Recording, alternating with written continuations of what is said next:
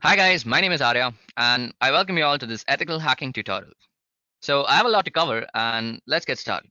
Now, to begin with, let's look into what exactly is hacking and let's go over a brief introduction to hacking and its different types. So hacking is identifying weaknesses in a computer system or networks to exploit its weaknesses to gain access. An example of hacking is like using a password cracking algorithm to gain access to a target system.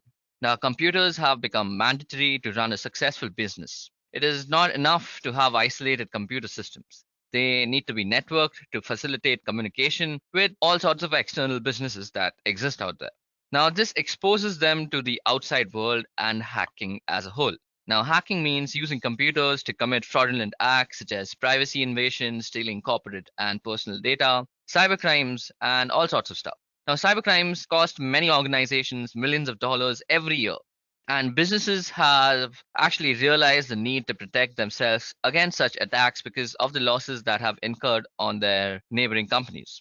Now, before we go ahead, let me just familiarize you guys with some of the most commonly used terminologies in the hacking world. So, firstly, who is a hacker? Now, a hacker that you see on your screen is this black person out here. A hacker is a person who finds and exploits the weakness in computer systems and or networks to gain access. Hackers are usually skilled computer programmers with in-depth knowledge of computer security. Now, hackers are classified according to the intents of their action. Now, the first type of hackers are called white hat hackers. Now, a white hat hacker is also known as an ethical hacker. Now, this type of hacker is a hacker who gains access to systems with a view to fix the identified weakness. They may also perform sorts of penetration testing and vulnerability assessment. And the most important part to take note about an ethical hacker or a white hat hacker is that they get prior information from the company or the target that they are hacking into. So, this is what actually sets them apart from a cracker or a black hat hacker. Now, a hacker who gains unauthorized access to computer systems for personal gains, that person is called a black hat hacker. The intent is usually to steal corporate data, violate privacy rights, transfer funds from bank accounts, and more such malicious stuff. Then there is also a blend of both called the gray hat hacker. So, a gray hat hacker is a hacker who is in between ethical and black hat hackers. He or she breaks into a computer system without authority with a view to identify weaknesses and reveal them to the system owner in return for some bug bounty. So, companies like Google, for example, actually put out a lot of bug bounties. Now, bug bounties are basically telling the public that you are free to actually find a bug in my system. And if you do so and tell me about it, I will reward you. So, that is what a bug bounty is. Now, cybercrimes is the use of computers and networks to perform illegal activities such as spreading computer viruses, online bullying, and performing unauthorized electronic fund transfers. Most cybercrimes are committed through the internet, and some cybercrimes can also be carried out using mobile phones via SMS and online chatting applications. Now, there are a bunch of types of cybercrimes which I have actually discussed in my previous video called What is Cybersecurity and What is Ethical Hacking. So, you all can look up that. Now, let me just get to the point of explaining what exactly ethical hacking is, unless you've already understood it. Now, ethical hacking is identifying weaknesses in computer systems and or computer networks and coming with countermeasures that protect the weakness. Now, ethical hackers have some goals that they need to meet if they're working for a company. Firstly, they need to protect the privacy of the organizations from being hacked. Secondly, they have to transparently report all the identified weakness in a computer system to the organization. Thirdly, they have to inform hardware and software vendors that are catering to the company of the identified weakness and how they can be patched. So these are the three main goals of an ethical hacker. Now, why is an ethical hacker very important for a company? Well, firstly, information is one of the most valuable assets of an organization. Keeping information secure can protect an organization's image and save an organization a lot of money. This is because hacking can lead to a loss of business for organizations that deal in finances. For example, PayPal. Now, ethical hacking puts them a step ahead of the cyber criminals who would otherwise lead to a loss of business. So basically, an ethical hacker would try to mimic a hacker and see what all vulnerabilities that he would find. For suppose PayPal. PayPal has a lot of ethical hackers working for them.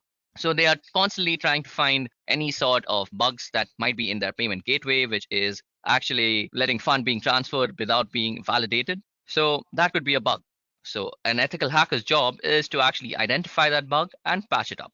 before any cyber criminal actually finds that bug and uses it for his own malicious intents. Now, the legality of ethical hacking. Now, let me take a moment to actually talk about this topic. Now, ethical hacking is legal if the hacker abides by all the goals that he has to meet that we had just discussed. Now, International Council of E-commerce Consultants, or the EC Council, provides a certification program that tests an individual's skill.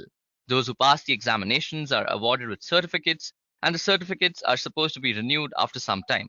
Now, our course at Edureka, that is the ethical hacking course, is completely aligned to the CHV10. So y'all can go ahead and check that out if y'all want to become an ethical hacker, because that will certainly guide you as to how you can achieve that certification. Okay, now moving on. As an ethical hacker, you will be dealing with a bunch of security threats all the time. So it's very necessary that you know what exactly a security threat is and what kind of security threats exist. Now, a computer system threat is anything that leads to loss or corruption of data or physical damage to the hardware and or the infrastructure. Knowing how to identify computer security threats is the first step in protecting computer systems. The threats could be intentional, accidental, or caused by natural disaster. Now, in this section, we are going to talk about all sorts of security threats, and we are going to talk about the types of security threats. So, what exactly is a security threat? Now, a security threat is defined as a risk that can harm or potentially harm a computer system or an organization. The cause could be a physical one, such as someone stealing a computer, or it could be a non physical one, such as a virus attack. Now, these are the two kinds of threats that are existing out there. It is physical threats and non physical threats. Now, there are also different kinds of physical threats. Now, let's look into the types of threats. First, it is internal threats. Secondly, it's external threats. And third is human threats. Now, let's go over them one by one. So, firstly, let's look at some examples of internal threats. A fire that is inside the system, or some unstable power supply, or humidity that is actually accumulating and becoming dewdrop somewhere or malfunctioning your system. Then we come to external threats, which include stuff like lightning striking down your house, floods, and earthquakes. So these are the types of external threats. So the last kind of threats that we have is human threats. Now, human threats include theft or vandalism of the infrastructure or the hardware, disruptions or accidentals and unintentional errors that cause your computer system to malfunction. Now, let's move on to non-physical threats. Now, these are the kind of threats you, as an ethical hacker, will be dealing with much more. So, non-physical threats is completely your forte. So, non-physical threats include loss or corruption of system data, or disruption of business operations that rely on computer systems, or the loss of sensitive information. Then, non physical threats can also include illegal monitoring of activities or computer systems, then cybersecurity breaches of all sorts, and other stuffs like viruses, trojans, worms, spyware, keyloggers, adwares. There's so many other stuff. Even denial of service attacks come under non physical threats. So basically, you get the idea that anything which doesn't have a physical form, like a computer virus or worms or a DDoS attack, is a non physical threat. Now, to protect an organization against non physical threats, there are things that you could do. So, firstly, as an organization, to protect your computer system from the previously mentioned threats, an organization should have a logical security measure in place. Now, logical security measures could include stuff like antiviruses or cybersecurity measures like some incident response system that you have for your organization for such stuff. Now, to protect yourself against viruses and trojans and worms and all sorts of stuff, an organization can use antivirus softwares. Now, in addition to antivirus software, an organization can also have a control measure on the usage of external storage devices and visiting websites that is most likely to download unauthorized programs onto the user's computer. Thirdly, unauthorized access to computer systems resources can be prevented by the use of authentication methods, and the authentication method can be in the form of user IDs and strong passwords, smart cards, and biometrics of sorts. Last but not the least is the installation of intrusion detection or intrusion prevention systems, that is your IPS and IDS. Now, these can be used to protect against denial of service attacks, and there are other measures too that can also be used for denial of service attacks. So these were some of the preventive measures that you should take for non-physical threats. Now, it is not necessary for you to become an ethical hacker to take all these preventive measures, Now, you sitting at home and watching this video can do this actually very simply by just using a virtual private network whenever you're browsing the internet, or using a very good antivirus system that you've actually paid for, because nothing actually good comes free. Let's remember that. Now, I digress and let's move on. Okay, now let's talk about the skills that you would need to become an ethical hacker. So, firstly, you need to be good at programming. Now, a programming language is a language that is used to develop computer programs, and there are plenty of examples like HTML, JavaScript, Python, PHP, and you should be proficient at quite a few of these. I'll tell you why very soon. So, secondly, you should also have a very good and in-depth knowledge of operating systems, especially because you'll be working on Linux mostly if you're an ethical hacker. Now, you should know how to go about the command line that exists in Linux and all the bash commands, because you'll be extensively using them for your networking purposes. Which brings me to my third point, that you should be proficient at networking and should know the ins and out of how a packet actually gets delivered from your computer to a target system. So, three things: programming, operating systems, and networking. These are the three things that you'll be basically playing around with every day as an ethical hacker. Now, many people normally ask, what programming languages should I learn if I'm trying to become an ethical hacker? Well, there is no one answer, because you'll be dealing with a bunch of services. So it would be smart of you, as a person pursuing ethical hacking, to know at least one example of all the types of languages that exist out there. For example, take HTML. So you could learn HTML for actually knowing how web pages work, which will help you because it's a cross-platform language, and it is basically good if you're actually targeting web hackers. Now, login forms and other data entry methods are used using HTML to get these form types of data. Now, you could also learn PHP, which is a great server-side language and is widely used over the internet. And knowing PHP will actually help you exploit weak PHP code. So if suppose a company has some very weak backend and you as an ethical hacker have to test out their backend, you should be proficient enough to know what the language is doing and where the discrepancies in the code exist, because you wouldn't know that if you're not proficient at PHP. Same goes for databases. Now, you should definitely know some PostgreSQL and some NoSQL, along with some SQL, of course, because SQL is the most commonly used. But as an ethical hacker, you'll be working with these three types of databases. So it would be pretty helpful to know all these types of languages, like MySQL is a must. Then also knowing some bash scripting, because you'll be working on Linux, and most of the times you'll be tinkering around with tools and you'll be trying to customize them to meet your own needs. So you should learn all sorts of programming if you're trying to become an ethical hacker, because there is no single language that you'll be working on. Now, where else is programming actually used when ethical hacking? Many people ask me, after asking what programming language should I use, that why should I learn programming when I'm doing ethical hacking? Now, let me just try and explain that. Now, firstly, hackers are the problem solvers and tool builders of the company, and learning how to program will help you implement the solutions to problems that you find in the company's security. Now, it also differentiates you from script kiddies who actually use pre-made tools to actually hack into systems. So those are the people who are just practicing hacking and they already use pre-made tools like Metasploit and MITMF frameworks to actually pull off some hacking gimmicks. Now, writing programs as a hacker will also help you automate many of the tasks which would usually take a lot of your time to complete. So time saved is money made. And thirdly, writing programs can also help you identify and exploit programming errors in applications that you will be targeting. Now, last but not the least, you don't have to reinvent the wheel all the time. There are a number of open source programs that are readily usable out there, but it is always useful that you can customize already existing applications and add your own methods to suit your needs, and that would be impossible if you had no idea of how to program. So there you go. I gave you four very good reasons as to why you should learn programming as an ethical hacker or person who is trying to pursue ethical hacking as a career. Now let's go over the different types of tools that ethical hackers use on a day-to-day basis.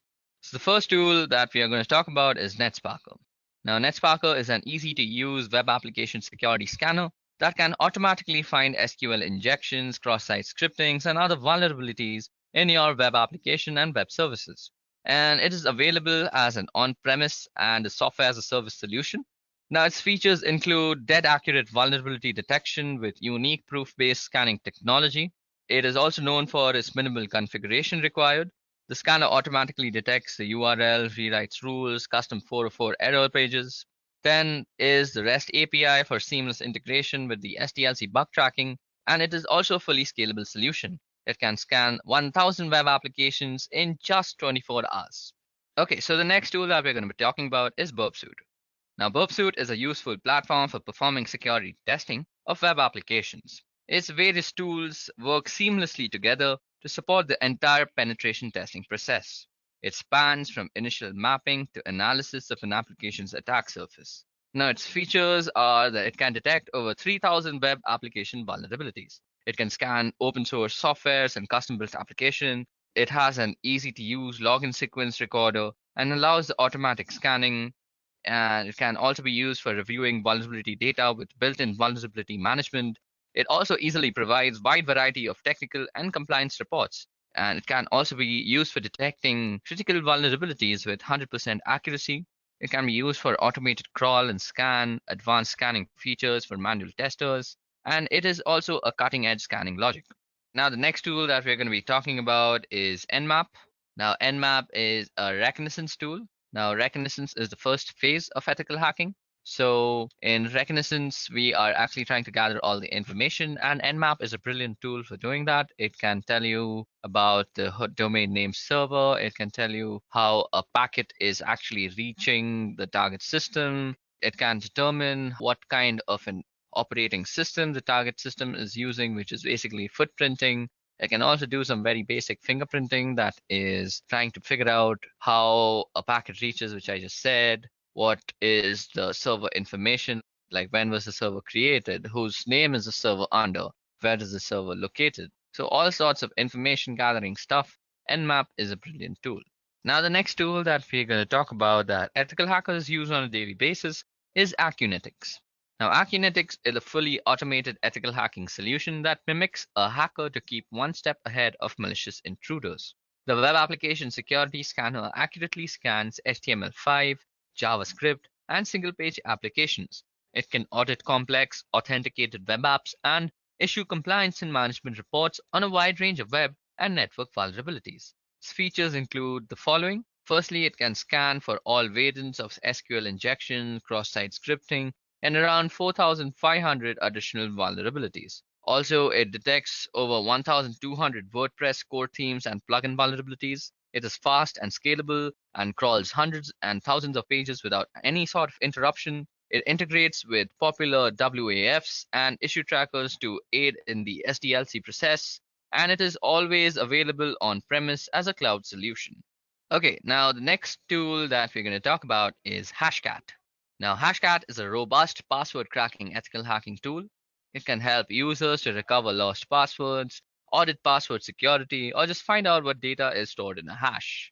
Its features include that it is open source platform, it is also cross-platform, it allows utilizing multiple devices in the same system, it can utilize mixed device types in the same system, it supports distributed cracking networks, and it also supports interactive pause and resume. It supports session and restore, and there's also a built-in benchmarking system, and it also integrates thermal watchdogs and supports automatic performance tuning.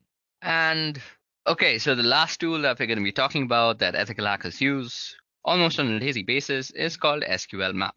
Now, SQL Map automates the process of detecting and exploiting SQL injection weaknesses. It is open source and cross-platform, and it supports the following databases.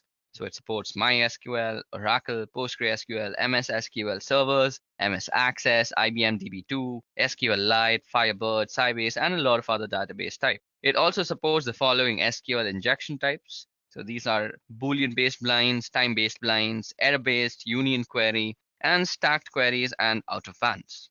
So these are some of the tools that are being used by ethical hackers on a daily basis to do their job. Okay, now moving on, let's talk about social engineering. So what exactly is social engineering? Now, social engineering is the art of manipulating a user or a bunch of users of a computing system into revealing confidential information that can be used to gain unauthorized access to a computer system. The term can also include activities such as exploiting human kindness, greed, and curiosity to gain access to restricted access buildings or getting the user to installing backdoor software. Knowing the tricks used by hackers to trick users into releasing vital login information, among others, is the fundamental in protecting computer systems. Now, social engineering is a very widely used process. So, as an ethical hacker, you should know what is exactly social engineering and how it is done. So, basically, social engineering is manipulating people, as I just said. And you must all know that people are very easy to manipulate in this world because, one, they contain emotions, and secondly, emotions can wave on from one form to the other. One day you're sad, the other day you're happy, and a hacker very well knows how to actually manipulate you into giving out your information based on whether you're happy or sad. So, as an ethical hacker, it is very important for him to educate his organization's people on how to not get social engineered and giving up their social credentials. So, this is why I've included the topic of social engineering. Now, let's go over the phases of social engineering. So, social engineering is divided into 5 distinct phases and they form a cycle. So this cycle is generally used by hackers when they're performing social engineering on you. So you as an ethical hacker should also know these 5 steps. So first step is gathering information. Now this is the first step and the hacker learns as much as he can about the intended victim. The information is gathered from company websites, other publications, and sometimes by talking to the user of the target system in itself. The next part is actually planning your attack.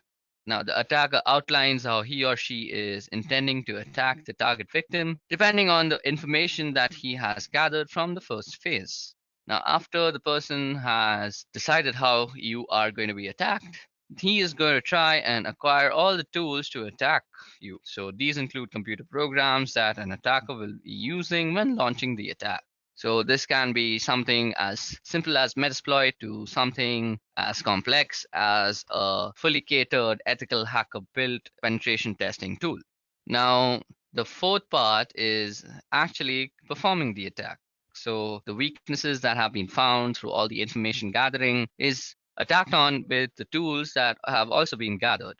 Now, the information gathered during the social engineering tactics, such as pet names, birth dates of organizations, founders, and all sorts of information, is used in attacks such as password guessing. So, after the information is gained, the cycle keeps going on, and even more crucial information is passed down to the hacker. Now, social engineering techniques can take many forms. Now, these are the forms that you will normally see. So, first is the familiarity exploit. Now, users are less suspicious of people they are familiar with. That's normal human tendency. An attacker can familiarize him or herself with the users of the target system prior to the social engineering attack. And now the attacker may interact with the user during meals, when the user probably goes out for a smoke break, and he or she may join on social events while they're out for a drink, and something like that. This makes the attacker familiar to the user. And let's suppose that the user works in a building that requires an access code or card to gain access. Now, the attacker may follow the user as they enter such places, and the users are most likely to hold the door open for the attacker to go in as they are familiar with them. Now, the attacker can also ask for answers to questions such as where you met your spouse or the name of your high school math teacher. And the users are most likely to reveal the answer as they trust the familiar face. This information could be later on used to hack email accounts, other accounts that ask similar questions if one forgets their password. Now, the second technique is an intimidating circumstance. Now, people tend to avoid people who intimidate others around them. Using this technique, the attacker may pretend to have a heated argument on the phone or with an accomplice in the scheme. The attacker may then ask the user for the information which would be used to compromise the security of the user system. The users are most likely to give the correct answer just to avoid having a confrontation with the attacker. This technique can also be used to avoid being checked at a security checkpoint. Now, the third kind is phishing. Now, this technique uses trickery and deceit to obtain private data from users. The social engineer may try to impersonate a genuine website such as Yahoo or Facebook and then ask the unsuspecting user to confirm their account name and password. This technique could also be used to get credit card information or any other valuable personal data. Now, the next form is tailgating. This technique involves following the users behind as they enter restricted areas. As a human courtesy, the user is most likely to let the social engineer inside the restricted area. And the third one is, of course, human curiosity and emotions as a whole. Using this technique, the social engineer may deliberately drop a virus infected flash disk in an area where the users can easily pick it up. The user will most likely plug the flash disk into the computer, and the flash disk may contain auto-running viruses, or the user may be tempted to open a file with a name such as the employer re-evaluation report, which may actually be an infected file. And above this, human greed is also a major thing in social engineering. Many people are lured in by making promises such as, I'll give you so much money if you click this link, or you can win a game and win so much money, which is just general forms of social engineering to get your credentials or cookies. Now, there are a bunch of countermeasures that you can take. Now, these are pretty obvious, but let's just discuss them because we have quite a lot of time. So to counter the familiarity exploit, the user must be trained not to substitute familiarity with security measures. Even the people that they are familiar with must prove that they have the authorization to access certain areas and information. To counter intimidating circumstances, users must be trained to identify social engineering techniques that fish for sensitive information and politely say no. Thirdly, to counter phishing techniques, most sites such as Yahoo use secure connections to encrypt data and prove that they are the ones who they claim to be. Checking the URL may help you spot fake websites and avoiding responding to emails that request you to provide personal information. Now, to counter tailgating, users must be trained not to let other users use their security clearance to gain access to restricted areas. Each user must use their own access for clearance at all times. And human emotions can't be helped. As we all know, humans are stupid, and there's no helping human stupidity. But still, as a general rule of thumb, never reply to any Nigerian or any African guy that is asking you for money because you just felt too kind one simple day. Okay, so those were the types of social engineering. Now, as ethical hacker, you will be dealing with a lot of cryptography. So I've also included cryptography in this tutorial. So let's go over what exactly is cryptography. Now, information plays a vital role in running businesses, organizations, military operations, and such. Information in the wrong hands can lead to loss of business or catastrophic results. Now, to secure communication, a business can use cryptology to cipher information. Cryptology involves transferring information into non-human readable formats and vice versa. Now, let us discuss what is cryptography. So, cryptography is the study and application of techniques that hide the real meaning of information by transforming it into non-human readable formats and vice versa. So let me just try and illustrate how cryptography looks like. So suppose we have some text that says I love apples. Now, if you were to use some cryptographic algorithm that actually encrypts this text by actually shifting the letters by 2, it would look something like this. So I would turn into K, and L would turn into N, O would turn into Q, V into Y, and you would have something what we call in the computing world as ciphertext.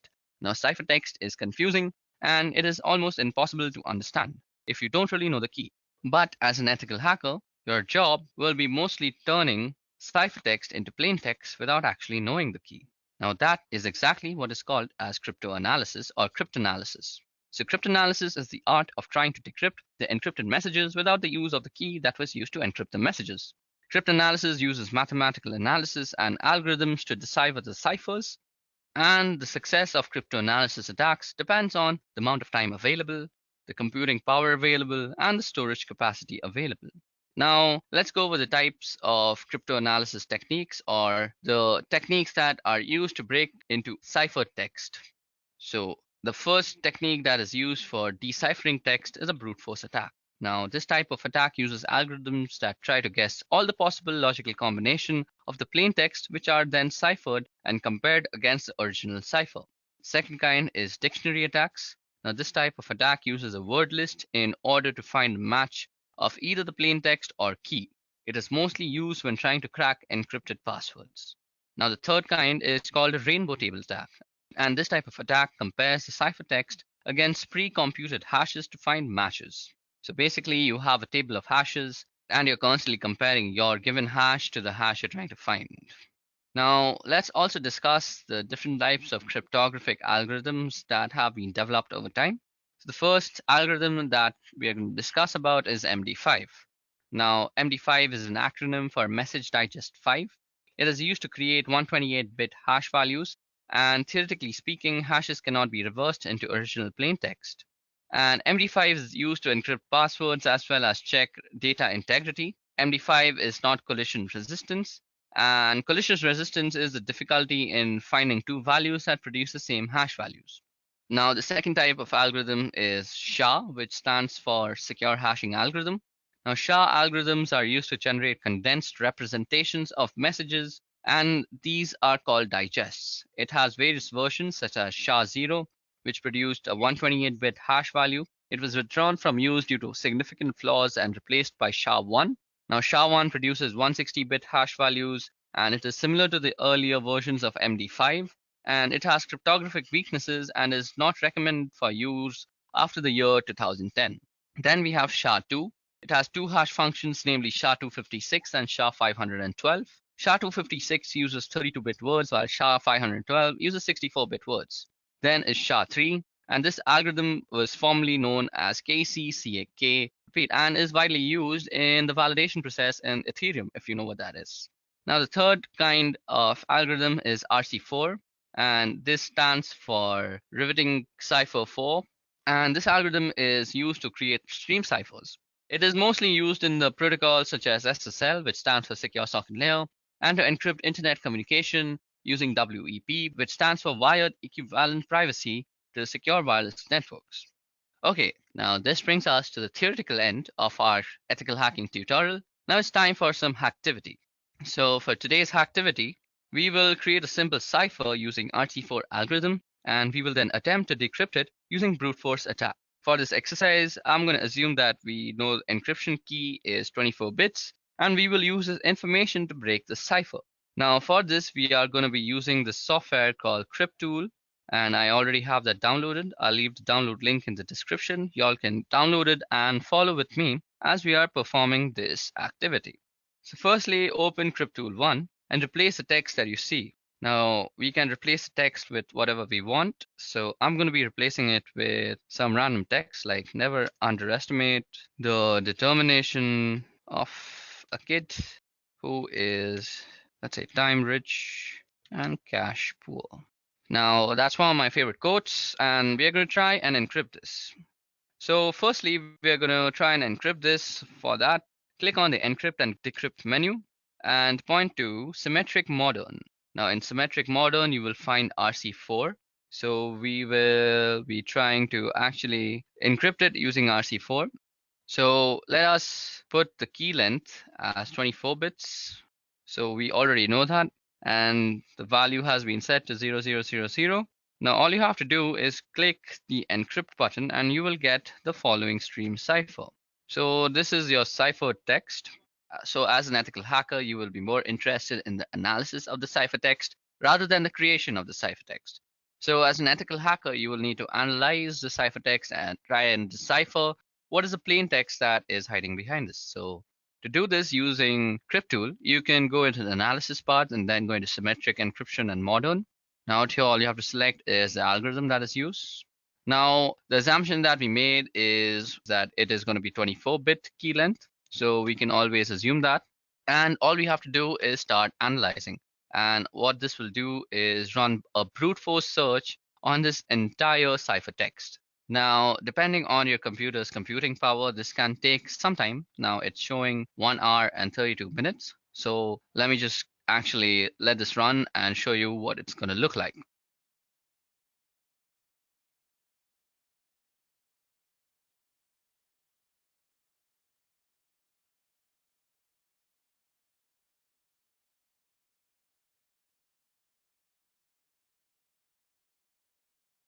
Now, as you guys can see here, our brute force attack has been completed. It took quite some time, but our results are out here. So our result is divided into these 4 columns. So first is the entropy. The second is the hex dump. That is the hex that was analyzed. Now the third part is the part that we are interested in. So this is the cipher or the deciphered text that we got from the ciphertext. And these are the keys that were used to actually decrypt them. So when the key 4, or rather C19334 was used, this is the decrypted text that we got. Now, all these makes no sense, but just to actually identify what probable plain text is to a certain ciphertext, always look for the entropy. Now, out here, this has the lowest entropy, that is 4.0001. And as we can see that it is indeed the sentence that I had typed out. Never underestimate the determination of a kid who is time rich and cash poor. So this actually shows us how RC4, that is a brilliant cryptographic algorithm that is used in SSL and WEP, can be so easily broken with a brute force analysis. And these tools are widely available for a general user like me or you to use. So this brings us to the end of the hacktivity that I spoke about. And this also brings us to the end of this ethical hacking tutorial. I hope you guys had a wonderful time learning the various factors of ethical hacking like cryptography, social engineering, the phases of ethical hacking, and all these such. Please don't forget to watch my other video, which is What is Ethical Hacking? I have actually made a beginner's video as to what ethical hacking is and how ethical hacking actually works. And we at Edureka also have an ethical hacking course, which is aligned to the CH version 10. That is the Certified Ethical Hacker Certification version 10. If you buy this course, you will actually be learning from a certified ethical hacker all about ethical hacking, and it'll be a live instructor-led session.